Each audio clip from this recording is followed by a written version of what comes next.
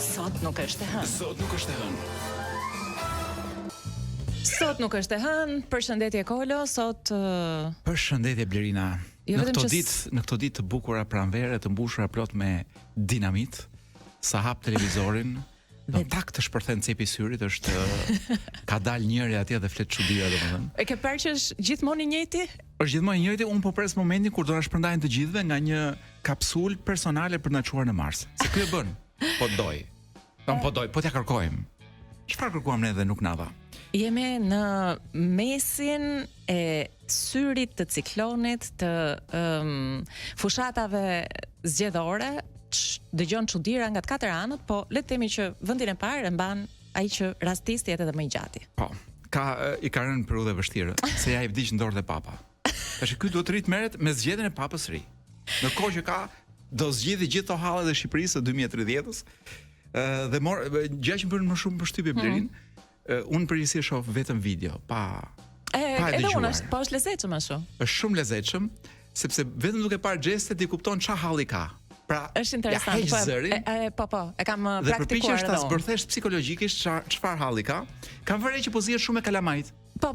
E shoh që është, nuk e di se si ndodh që në fushatë elektorale rrafot me kalamaj, Ja ta shpjegoj. dhe premton pasaport, këtyre që duan edhe pasaportën shqiptare, do donin një 15 vjet që ta marrin, këtu premton këtë të huajën. Shiko, ka qenë dikur TikToku që argëtonte ishte një herë.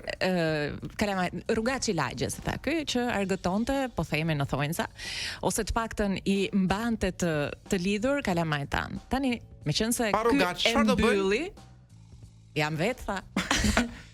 Dhe fraza e ditës sot ishte pikërisht në një nga këto mbledhjet elektorale ku njëri nga këta djemt që është mësuar ta ketë përqendrimin ndoshta 8 sekonda, pa pritur hoqi pak Për shkak të TikTokut, po. Po, hoqi pak syt dhe nuk po e ndiqte më, domethënë, ose ndoshta nuk po kuptonte më ku ishte në këtë. Dhe si mund të në drejtësh Shqipëria, vëmendjen këtij fëmie? Në Gjermania, në Japoni, ku diun. Dhe dëgjova këtë frazë, që ishte edhe pak e shkëputur, nuk e kuptova mirë, domethënë me ç'qëllim ja tha, por Me qëllim, po dihet me Blerin me ne qëllimin. nuk e vëm në diskutim fare qëllimin e mirë, as nuk e vëm në dyshim, domethënë, kështu që i sugjeroj të futej në Google dhe të kërkonte fotot e kryeministrit nudo. Gjë që ndoshta TikToku nuk do ta bënte kurrë. Do të pyeste për shembull, do ta shohësh ti këtë? TikToku Blerina nuk të lejon të shohësh asnjë foto nudo në fakt. Qoftë të kryeministrit. Ashtu dhe ky prandaj hoqi TikTokun dhe i la të lirë Google-in ku ne mund ta kërkojmë dhe neve unë mendoj që kam parë mjaftueshëm shëmti në këtë botë që të rikthejmë edhe një herë fotove të vjetra, por kryeministri ka kuptuar që si duhen trembur kalamaj që të mos i afrojnë internetit, duke dalë vetë nudo. Pra shmyra më mirë për t'i mbrojtur këta kalamaj nga interneti dhe nga gjithë këto veset e online-it. Ndërkohë që papa siç e morën vesh na la, një ditë mas pashkëve, gojët e liga thonë që takoi dikon. Jo, gojët e liga, ka disa gojët e liga. Ca gojët e liga thonë që takoi Xhidi Vansin edhe pash dhe djallin.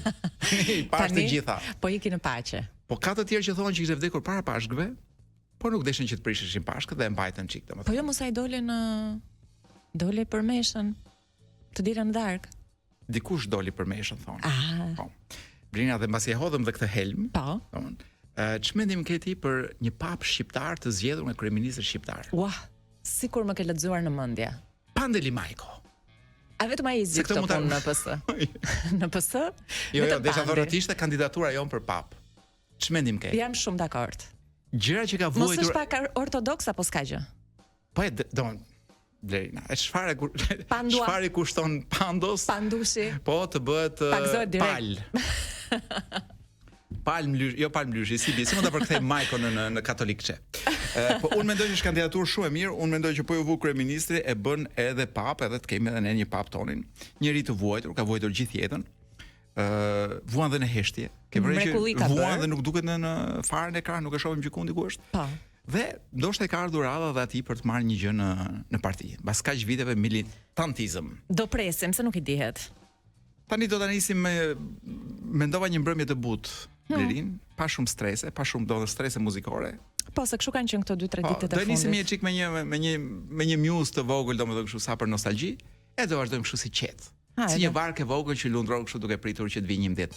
Kështu që po të kishim dashur, Kolo, të gjithë këtë programin e sotëm mund ta kishim bërë vetëm me çuditëra, fraza nga fushata elektorale. Aq shumë janë Blerin sa që po mendoja që në fakt ne nuk bëmi gjë tjetër, vetëm bëmi një lajm, si më thën, ekstra, një edicion lajmesh i kryeministit. Eksakt. Do përpiqem të shmang gjithë budallëqe që thotë, që nuk janë budallëqe, janë gjëra shumë të zgjuara në kokën e tij, të menduara mirë për budallën. Domethënë, ka një sistem në kokë ai, domethënë ke dëgjuar të gay radar, që është gay darin e famshëm, që është radari që kanë disa njerëz, si puna ime. Dhe gayve të tjerë, si puna ime, për të kuptuar ku janë gayt në këtë botë dhe për ta parë që nga 200 metra larg. E kuptova. Ky ka një Buda radar që nuk ka lidhje me budvën, por është radari budallënve. Pra, ka një radar shumë të madh që kap gjithë budallënt, e thotë këtyre do u lëshoj këtë thagëm. Për shkak ku ti bën nga këto gjëra që shkon në Rubik dhe thotë këtu do ta bëjmë Silicon Valley. Këtu do instalojmë, këtu do vi Zuckerbergu të bëjë një gjë. Pra, thotë nga këto gjëra të bukura, kur në fakt në Rubik nuk do bëjë gjë tjetër vetëm një fabrikë të kubave Rubik. Po shiko. Po të isha në garë. Ato janë shumë interesant. Kubat Rubik apo kubët Rubiksat, Rubikonët. Rubikut. Nëse do të realizoj një fabrikë e tillë në Rubik, do të ishte perfekt in nome omen. Kështu që po përpiqem të shmangem lajmeve të javës kaluar, gjithë lajmeve që kanë bëjnë me budallëqe fushate. Por nuk i shmangemi dot listës së ushqimeve të ndyra që ham vazhdimisht. Pse e quajnë të ndyra Blerina? Pasurohet dita ditës. Ashtu, dhe unë desha thosha një listë tashmë e pasuruar me produkte, për shembull, a dohet të flisë për këtë desha ti për qumshin apo për sheqerin? Se ne kemi thënë pak a shumë gjitha deri tani mishin e pulës, mandarinat, kastravecat, specat, etj. Tani kemi mbritur te sheqeri dhe qumshti. Po, mua më pëlqeu shumë ideja e sheqerit i bërë nga palma nxjerr nga palmat me dioksid squfuri. Më pëlqeu shumë. Po pra. Sepse mendova që ti, si më thon, pi një kafe me 2 lugë sheqer nga ky. Po. Edhe bësh kështu vezullon natën. Bësh si jeshil natën. Ose vinera. Po edhe qumshti me toksina kancerogjene. Un pyes, nëse ti përzien sheqerin toksik me qumshtin, a nuk neutralizon njëri tjetrin, domethënë siç kam përshtypjen që njëri nga këto helme ha tjetrin. Dhe pastaj ti ha vetëm një. Dhe ai që ngelet të ha ty. Okej. Pra më pëlqen, por të gjitha këto shoqërohen me një parje në drejtin Adriatik, pas kanë parë peshkun alien. E dihet po. Peshku alien, na qen ka një lloj peshku që nuk është i zonës. Që një peshk që nuk ka frigas nga vlonjatët dhe që ka vdekje për urës. Dhe më duk t'i lajm shumë i mirë. Këta thjesht e pan. Po, e pan edhe po ta shohësh pak kështu si është pak. Vjen gjiksi. I ka syt në një vend çuditshëm, është një peshk shumë i çuditshëm dhe gojën ti se merr vesh ku e ka në bisht apo e ka në gojë. Kanë lënë takim tjetër? Me këtë peshku? Po, kemi nxjerr një 3-4 levrek nga këta të ministrisë. Pra kanë lënë ministrinë dhe kanë shkuar drejt Adriatikut për të takuar në emër të kryeministrit me peshkun alien. Këtë peshkun alien. Unë mendoj që për prindërit që duan vërtet i trëmbin fëmijët, që të mos bëjnë seks në det, unë them që peshku alien është arsyetimi më i mirë. Mos bëni seks të keqen mamin në det, sepse del peshku alien dhe nudo. Vjen peshku alien dhe të ashtu dhe nuk të bomba, po të ha bibilushin. E trëmbet fëmia nuk futet ndet më për gjithë jetën. Kaos në Gjadër, Kolo. Ti e di çfarë kemi në Gjadër? Në Gjadër kemi ku diun. Kemi kampet me emigrant. Ja, po janë më të tonat. Mirë. Në Gjadër kemi gjadrianët, të cilët tashmë shohin gjadrin e tyre nga Matan Murit. Tani ka ndodhur gjëma gjatë kësaj jave. 20 emigrant kanë protestuar edhe i kanë shkaktuar dëme njëri tjetrit me sende prerëse etj. Pra një revolucion i vogël brenda si ti quajmë kampeve të Gjadrit. Tani unë mësova që më pas dikush shkoi aty dhe i tha mos bëni kështu se ju nxorrëm jashtë, ju nxorrëm atan. Shqipëria do hyjë në BE. Dhe kur të hynë në BE, do keni bashkë me burgun. Po, dhe do keni ca pasaporta shumë bukura. Kështu që duroni edhe pse jemi edhe 5 vjet, mos bëni kështu. Mos u zini. Po. Ky është unë besoj që kjo është mënyra më mirë për të qetësuar ato shpirtat e trazuar të gjadrit. Po si ta bëjmë për shpirtrat e trazuar të Korçës, ku janë dëshishuar divorcet. Ata me një serenatja hedhin. E kalojnë sepse e kalojnë. Sipas të dhënave, drejt dyreve të gjykatës tashmë po shkojnë dhe 70 vjeçaret korçare që duan të lënë burrat. Duan pavarësi. Po normal morën bonusin e pranverës. Pse ta ndajnë me atë që s'bën as i punë, që rikot habukën kod aty në divan. Domethënë, ti je 70 vjeç, e more bonusin e pranverës, pse ta kalosh me partnerin e gabuar? Po pastaj sa ajo 3 ditësh bonusi. Si puna e Krishtit. Do ushqesh me dashuri derisa të vi bonusi i vitit 3. Bonusi i kaposhit. E qartë. E kështu, do shtysh, domethënë derisa të kapësh 2030 dhe të hash pasaportën europiane. Jo, desha thosha të hash një kaposh në Bruksel. Se kështu thot ky. Në 2030 askush nuk do rrimë këtu. Gjithë do shkojmë të hamë një vaf. Gjithë kush ka hall do shkojë të zgjidhin në Bruksel. Poshtë urës. Dhe kam dëgjuar që kryeministri është njohës i mirë i gjithë urave dhe i poshturës. Dhe nën urave të Europës. Një lajm tjetër, po. Pak i çuditshëm Kolo, sidomos tani në atmosferë pashkësh, mësohet se një sherr ka ndodhur në varrezat e Durrësit, ku janë plagosur babë birë.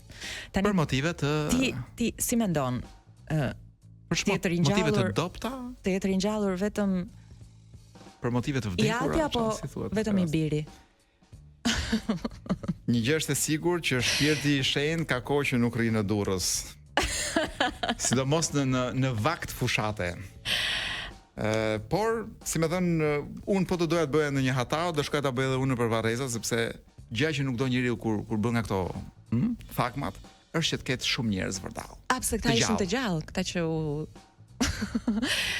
Tani, unë di që është bërë një sherr. Di që janë plagosur babë birë. Po pra. Për më shumë nuk më duket vendi Blerina për të hulumtuar. Po të duash mund të them që grupi jetimor po punon për zbardhjen e plotë rrethanave. Por me siguri fati i madh për motive të dobta. Fati i madh është që të plagosurit janë akoma të plagosur. Po. Dhe janë jashtë varrezës. Dakor. Në kuptimin që janë jashtë rrezikut për jetën. Ashtu dhe. Unë them që ku diun gjërat kryesore të kësaj jave i tham, nuk do doja të flisa për gjërat tragjike të Bulqizës, po duash të tregoj se çka ndodhur në Kavaj. Është më tragjike se ajo e Bulqizës? Jo dhe aq, por tragjike në kuptimin që kanë rrahur një punonjës bashkie, një tjetër kanë kërcënuar në zyrë. Agjentët e BKH-s i kanë shtruar në dru. Por janë prangosur druvarët, do ata që kanë shtruar në dru. Ç'të them?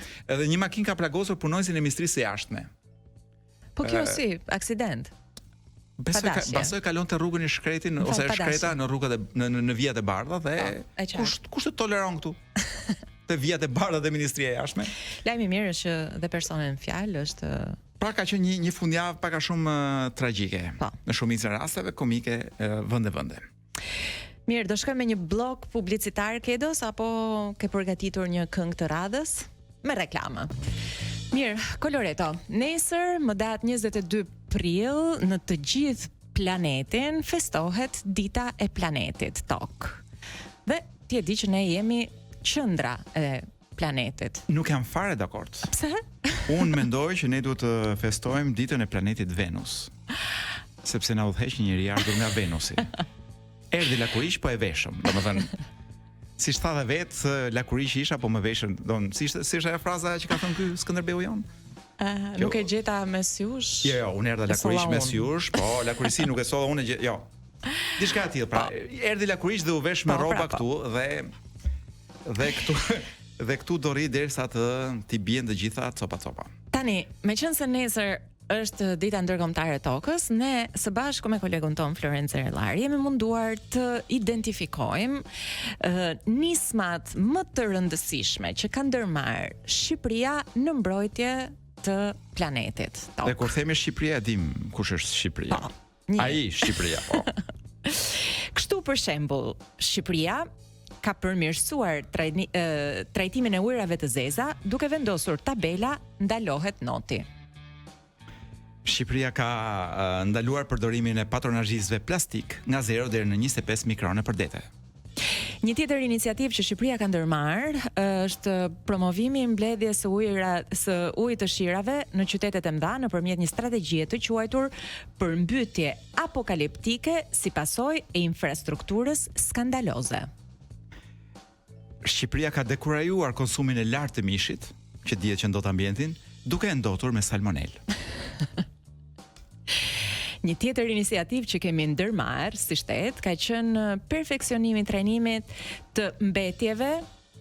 të mbetjeve duke ndërtuar incinerator virtual në 3D me 0 emetime karboni. Shqipëria ka planifikuar ndërtimin e një zone vetëm për këmbësorët me emrin ekstravagant Mikroshteti Bektashi. Ka ndërtuar korridore të jetës së egër, ajo që njihet si The Wildlife. Coloreto dhe më i famshmi është ai brenda paraburgimit të Durrësit. Aty kam dëgjuar që bëhet nami me jetesë të egër. Ai është korridori më i egër i Evropës. Ai burgu të Durrësit, i paraburgimit çka quhet ai. Shqipëria ka mbrojtur tokat indigjene. Me këtë nuk kuptoj që ka shëmbur shtesën palete një lokali të Vorri Bomit me emrin Toka Indigjene. Ka ndaluar dhënien e lejeve të ndërtimit me bark bosh. Pra, lejet e ndërtimit firmosen vetëm pas gostive. Dhe meqense janë shumë pak që mund t'i lejojnë vetes të gostisin me, ku diun, shampanjera apo darka nga ato të çuditshmet, kuptohet që edhe sasia e ndërtimeve është goxha më e reduktuar se ç'do të ishte po të kishim të mundësi edhe ne të dy për shembull ndërtonim. Po që Shqipëria ka inkurajuar një stil jetese me mbetje 0 apo me kilometër 0, duke mbajtur rrogat aq të ulta, saqë asnjëri nuk blen dot asgjë dhe shumica mbledhin hithra rrotull pallatit për të ushqyer. Berek. Dhe e fundit që kam për të shtuar është se Shqipëria ka vënë në dispozicion godinat qeveritare, ato të kadastrës, po ta mendosh, për kultivimin e kulturave me rëndësi të lartë kombëtare. Gjithçka bio. Gjelbërim i gjallë. Gjithçka bio, në gjitha këto godinat ku mbyllet ajo bima që nuk ja themi dot emrin, dhe për ta mbyllur nga ana ime, Shqipëria është një nga ato vende që ka zbatuar me rigorozitet gjithmonë në mbrojtjet e planetit moratoriumin e gjuetisë së mjekëve të onkologjikut. E mbyllem me 10-ën e kësaj jave, 10 gëzuar ditën e tokës që ka ndërmarrë Shqipëria për të mbrojtur planetin, dhe kur themi Shqipëria, dihet se kush është Shqipëria. Sa mirë që jemi një vend shumë i vogël dhe nuk arrim realisht ta dëmtojmë planetin aq sa që kemi dëshirë ta dëmtojmë. Jo, unë do thoja sa mirë që jemi një vend shumë i vogël që kemi arritur të prodhojmë vetëm një të një lloji. Se imagjino po të ishim. Ishte një atres i ky do të thënosh, e shkreta botësh do të hiqte. Blerina, kam idenë që do të qeras. Hajde. Jam tër vesh e vesh.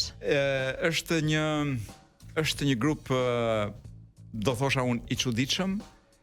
Është një zhanër i rrahur rrallë në Shqipëri. Kush e ka rrahur? Se këta rrahin për herë të parë në Shqipëri. BKH-ja. Është shumë larg aromës dhe nivelit emocional të fushatës, po thash, pse jo? Mirë, jemi në hapësirën e kulturës dhe... Sa bukur e the, hapësirë, kulturë. E di dhe çfarë desha të thoja që edhe në këtë rast mund ta përdorim shprehjen që për masat nuk kanë rëndësi. Sigurisht, sot kam ardhur për masa të vogla. Kam marrë 2 libra tha me vete, sepse s'dija cilin prej tyre të lexoja. Dhe me që ishin të vegjël, i more të 2. Imagjino, po të kishin qenë 2 të mëdhenj, do të ishte dashur të zgjidhje me kohë. Janë të vegjël në pamje, por punën e bëjnë e di veti. Janë 2 libra tha të Fatos Kongolit.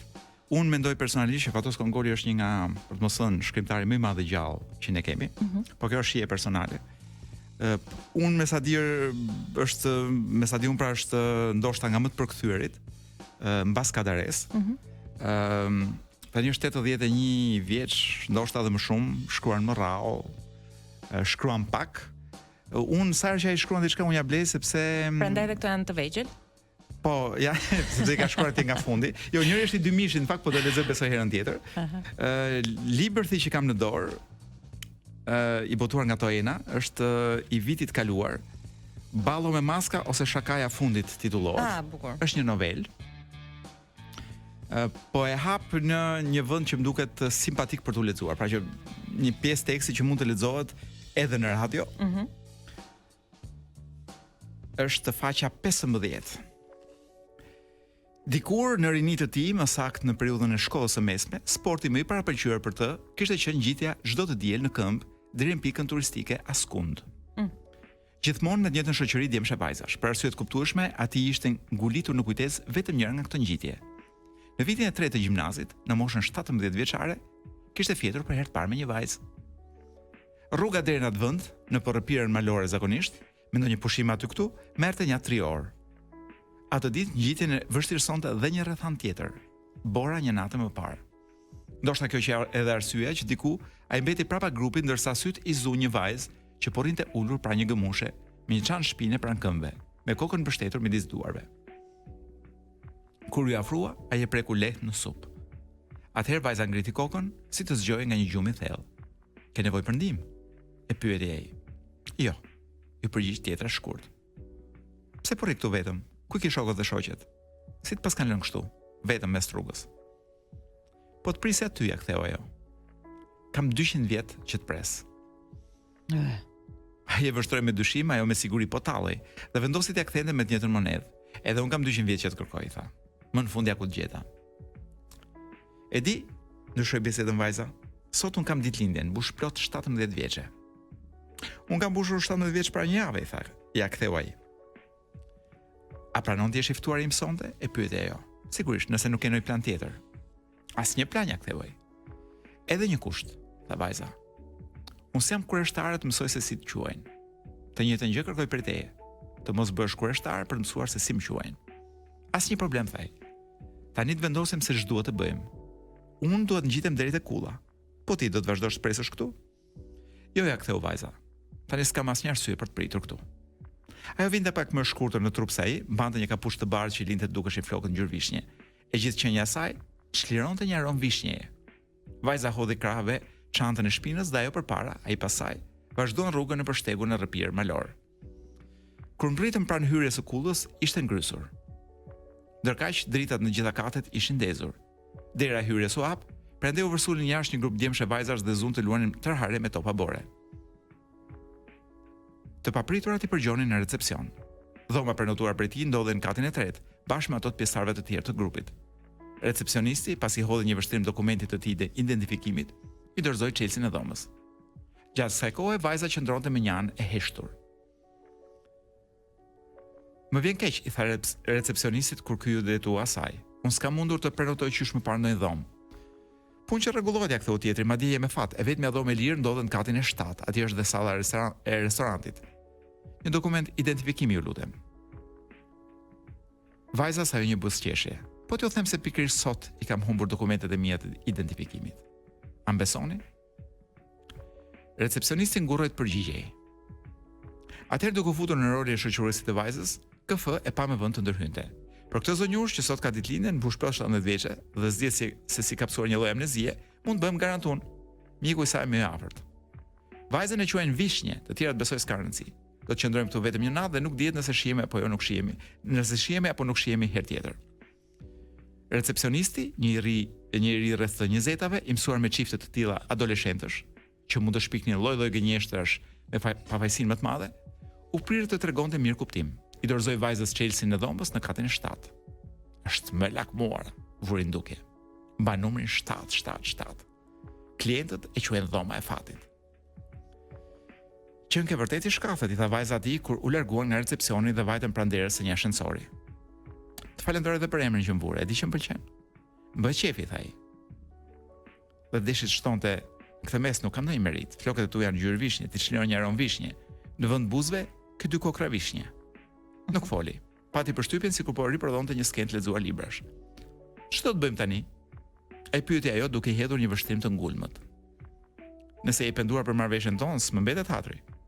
"Jo," ja ktheu ai vendosmërisht. "Por më parë duhet takoj ata të grupit tim në katin e 3.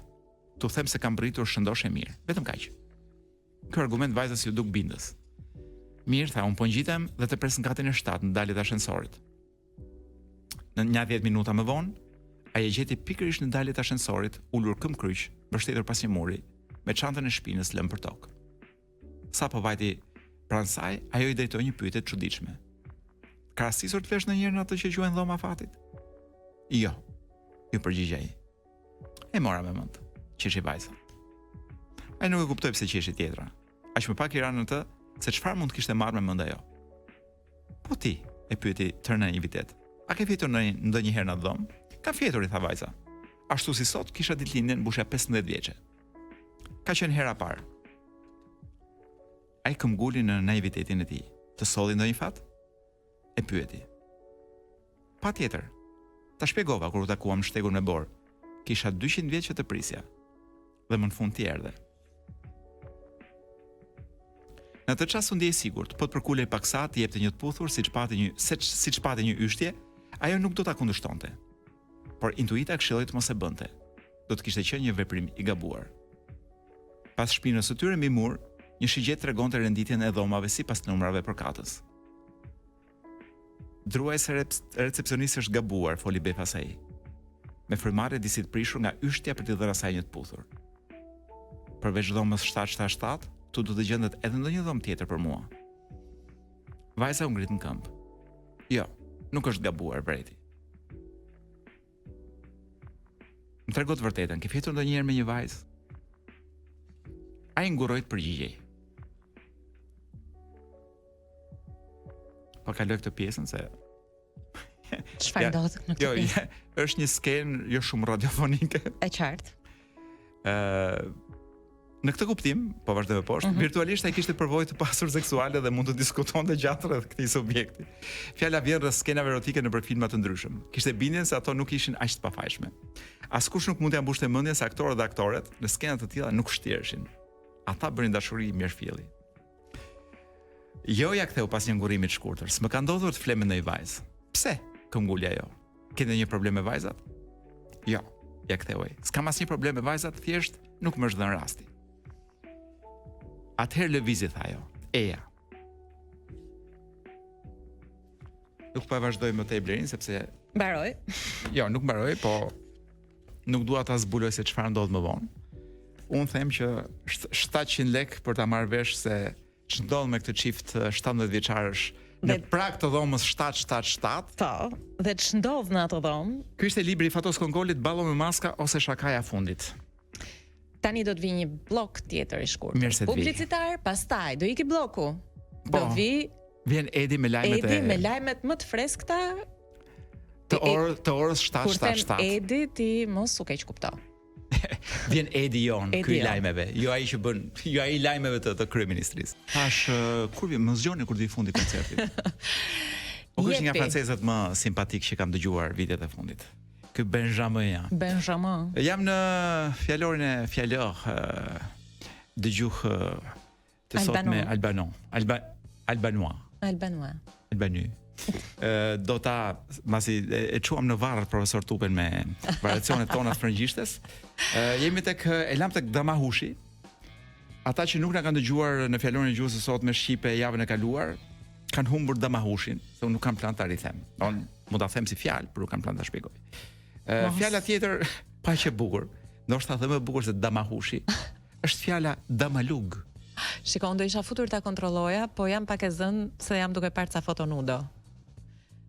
Më vonë ndoshta kërkoj dhe Damahushin dhe Damahugën. E kush i do çmimet e ulta Blerina?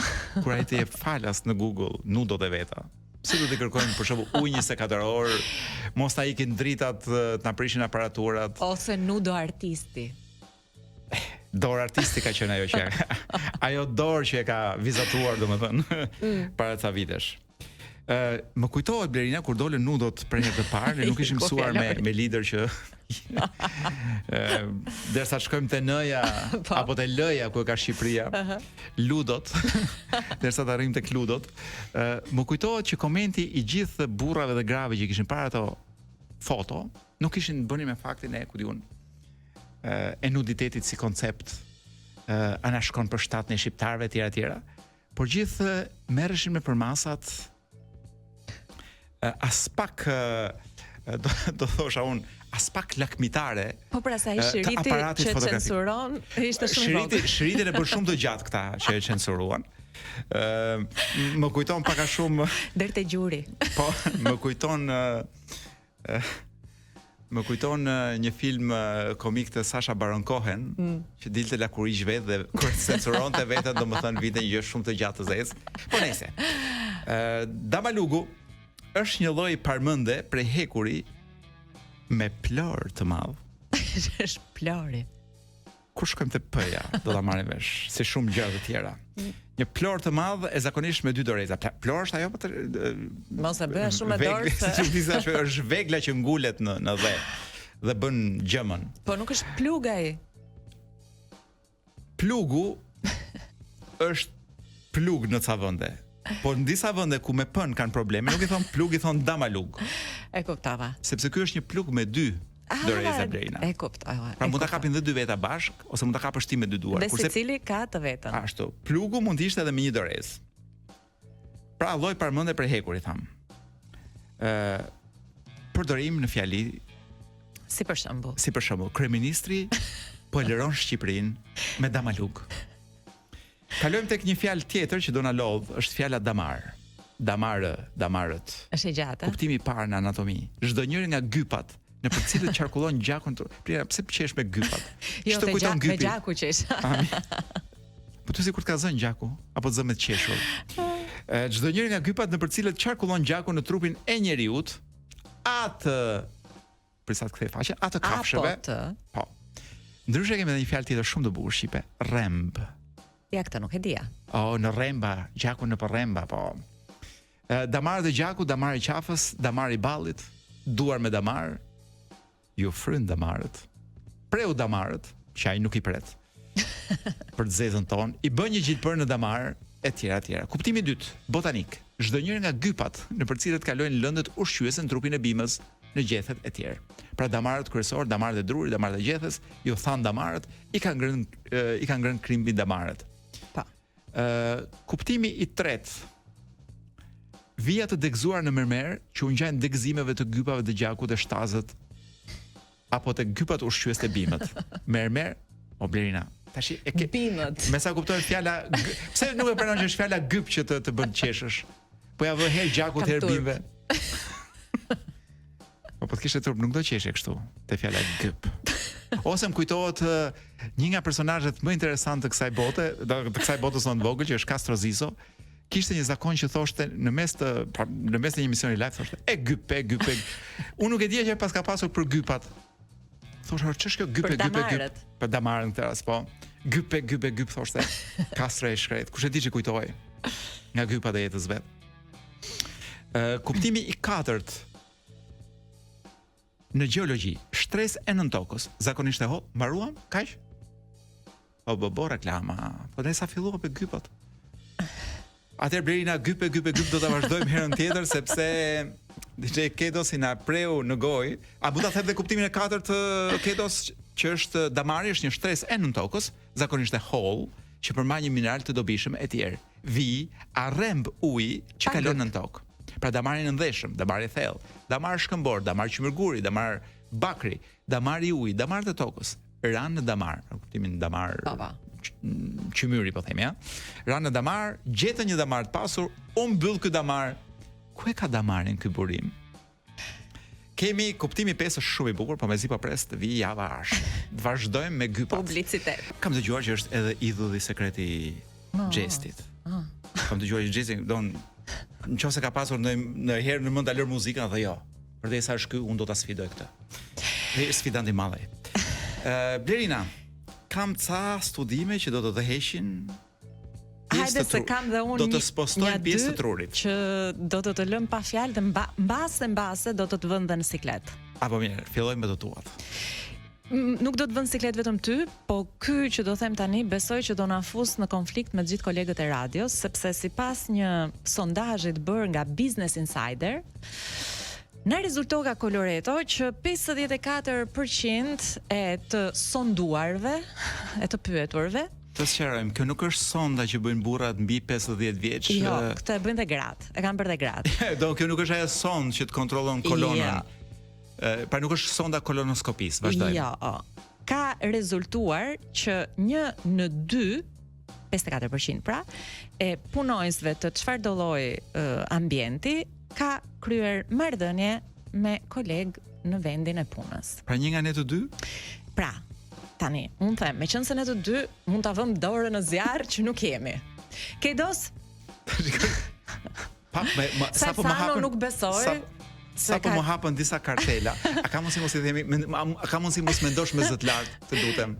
Unë mendoj që Salsano nuk është. Që mos ta gjesh veten. Ti nuk je, unë nuk jam. Kush i bën këto pisliqe në këtë vend?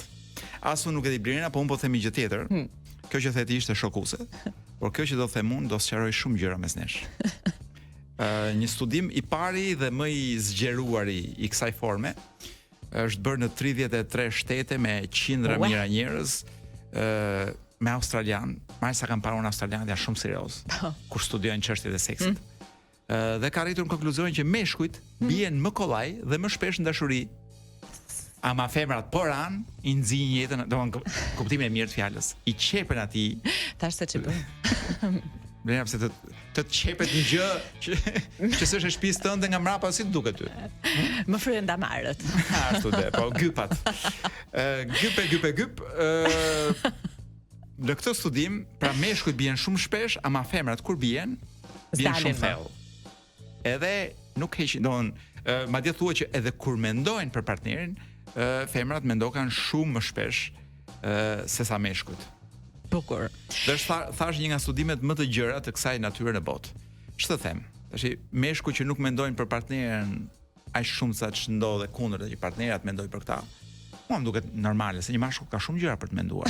Si për shembull? Për kolegët e punës, për shembull. Jo nëse punon në një radio. Për rezultatet e sportit, e të tjera. Ndërkohë, un kam një tuf studiuesish amerikan, të cilët janë bashkuar me një tuf studiuesish finlandez që nuk janë as pak më serioz se ato islandezët e tu. Nga ishin ato? Ishin Fiji? Ishin nga brenda Australisë deri në. Australisë. Nuk ishin nga Fijit. Pra, amerikanët dhe finlandezët kanë bashkuar forcat dhe janë duke eksperimentuar një çamçakëz kolo që do të jetë në gjendje të bllokoj viruse si Covidi, ai i herpesit apo edhe griprat e rëndomt. Dhe do thuash ti me çfarë baze po që marr infeksion vesh do ta fus në vesh atë? Ky çamçakiz. Jo, më ti mjafton se shkon vetë në vendin e duhur ajo substanca. Cila është substanca? Ku përmbahet në çfarë? Ku përmbahet? Jo, përmbahet në bimët e thjeshta të fasules. Pra, pse ne që kemi ngrënë fasule çamçakëza me grosh dhe rigon. Blerina, a hëngrëm grosh gjatë gjithë Covidit? Na gjeti që të e hëngrëm nga Covidi. Kështu që unë jam kundër çamçakizit me grosh, po ta them që tani. Jo se s'do e provoj, sepse unë s'kam lënë gjë pa provuar nga këto çamçakizrat. Do e provoj edhe këtë, por jam mos besues që tani. Qelizat trunore të femrave, një tjetër studim, e përballojnë më mirë stresin sa do të meshkujve, këtë e dinim. Çiftet e lumtura që s'bëjnë seks ekzistojnë. Të ngrej dorën këtu radio. Ekzistojnë, Blerina, është vërtetuar, si më thon. Dhe janë të lumtur vërtet. Pikërisht për këtë arsye. Nuk do thosha për këtë arsye, po ka njerëz, ka çifte të cilat janë shumë të lumtur, pra këta njerëz me njëri tjetrin në çift, edhe duke mos bërë seks. Por sipas këtij studimi që un kam në duar dhe këtu në sy, janë mbi 80 vjeç. Jo. Jo, e the shumë bukur, po jo. Janë raste shumë të rralla. Okay. Por shanse ka. Ndodh ndonjëherë që ti të mpleksesh me dikë dhe papritur kupton që ai nuk është i dashuruar me ty, por me shtëpinë tënde. Kjo qenie së fundmi, që po bëhet edhe shumë virale, ka mbart emrin homoseksual. Pra, ekziston, qarkullon një qenie. Ua, e kam parë këtë? Në vërtet ke lagja ime, kush e di shtëpisë së kujt ja ka vënë syrin. Shiko, është çel zakonisht. Te mos vjen dosemi me çip, po. Periudhën e vjeshtës ose të dimrit, se është pak më ftohtë dhe do donte të evitonte të paguaj qeran gjetk, kështu që papritur lindin i çelin ndjenja marrëzisht të forta dashurie, por për një person që ka shtëpi të bukur, ose që ka një vilë për shembull në palas apo në. E di që ju mendoj që jam një nga këta. Por i kam mbytur gjithmonë ndjenjat e dashurisë për këta njerëz. Deri e fundit, para se të ikim me reklama, thembrat. Po, thembrat i zgjedhin shoqet gjë nga se. Nga se i zgjedh shoqet ti? Nga çanta. Nuk po flas për shoqet që pastaj tru vogla që ti fut në çantë. Ajo në kuptimin që ti marr çantën borxh, jo. I zgjedhin shoqet nga Roma. Nga Roma? Aroma. Akt ka rastisur të vijë një gost tjetër kështu në shtëpinë, do të bëj shoqe. Pra po të erdhi njëra që duket sikur po të thith të gjithë zbokthi nga trupi, ta dish që e ka me qëllim të mirë shoqëria. Ikem me reklama. S'është e moja. Sa do thoya diçka inkurajuese. Po, por meqense erdhi Erma, nuk e them dot më, sepse është në një moshë të tillë që më mirë ca gjëra le të mos ti mësoj që tani. Shumica e lajmeve tona janë mbi 30 vjeç, Erma. Po mirë, unë shpirtërisht me një test që kam bër nga këto online-ët, mosha mendore më del 39. Atëherë mund t'ja themi. Atëherë. Thuaj, lëshoja. Ermës të shohë ma ndot parë nga karrikja. Përveç Ermës, nuk di kush tjetër mund të jetë interesuar për këtë lajm. Rocco Siffredi. Erma iku. Erma lajmi sonë. Okej. Rocco Siffredi është një psikolog i njohur i viteve 80. Ish president i shoqatës së bamirësisë, dhuron një qendar sot që të bëhet $1 mot. Po shumë mirë. Pra, Rocco Siffredi është akuzuar për abuzime në xhirimet e filmave porno. Si ka abuzuar ky në xhirimet e filmave porno? Ka qenë një kolege. Ka folur rënd. Ka qenë një kolege e tij që ka deklaruar se është ndjerë përdhunuar dhe e shfrytzuar gjatë xhirimit të një filmi për të rritur. Blerina, sa herë na ka rastisur në jetën tonë dhe flas personalisht, kur edhe pa xhiruar film porno, jemi ndjerë të dhunuar. Sa herë kemi ngrënë shpull kurse meritonim. Verbalisht. Jo verbalisht. Edhe verbalisht për ata që mbyllin syt, edhe verbalisht për ata që mbyllin gojën, edhe ku diun manualisht për ata që mbyllin dorën. Po ku ishte mesazhi këtu? Të thash që jo, nuk ishte mesazhi. Mesazhi është runi nga Rocco Siffredi. Po bëni syt 4. Thonë që qarkullon në zonën e Don Boscos. Vetëm ky është maniaku Don Boscos. Jo, maniaku i Don Boscos të vriste. Ky vetëm të përdonon. Pra është një maniak, si më thënë, i but. Do të thënë që nga një far prezantimi ky për lançon, një far prezantimi shumë i çuditshëm. Do të thënë kështu do më shkojë mua sezoni, mirë. Të shpresojmë që jo, Erma. Rikthehet lanço. Rikthehet lanço më në fund. Patjetër që me të reja, ne që sonte e nisim me një të ftuar shumë të veçantë, me një rocker që do të na bashkohen pas pak në studio, po. Wow. Ja themi dot emrin apo? Po patjetër që ja themi emrin, po dua ta lë surprizë sepse Po e pash kush është e them unë. Dua ta lë surprizë duke qenë se mund të mos vi. Jo, do vi se po më pret se më ka rënë 2 herë në telefon. Është poshtë, nuk ka kush ngjit lart. Po iki natën mirë, po shkoj ta ngjis lart, po më pritet do vi t'ju them edhe emrin se kush është. Natën e mirë nga unë. Natën Kolo? Po Erma. Jo, nuk e them. Mirë, përveç të ftuarit rock? Të ftuarit rock kemi edhe disa informacione shumë interesante për sa i përket albumeve që pritet të dalin në pjesën tjetër të 2025-s. Kemi po ashtu atë autografin e famshëm të John Lennon që po shitet për një shumë marramëndse që nuk po e zbuloj ende dhe pritet që Elton John dhe Madonna të bëjnë një këngë. Atëherë, për të mësuar në detaje, për të hyrë në damar të gjithë informacioneve që sapo anoncoi Erma, duhet të ndiqni lançon që do të vi menjëherë pas edicionit lajmeve, ndërkohë që unë dhe Kolo largohemi për të kthyer tënën që vjen në Sot nuk është e hënë. Bukur fort. Kështu që ne me lançon dëgjojmë vetëm pas pak dhe javës tjetër me të reja. Puç.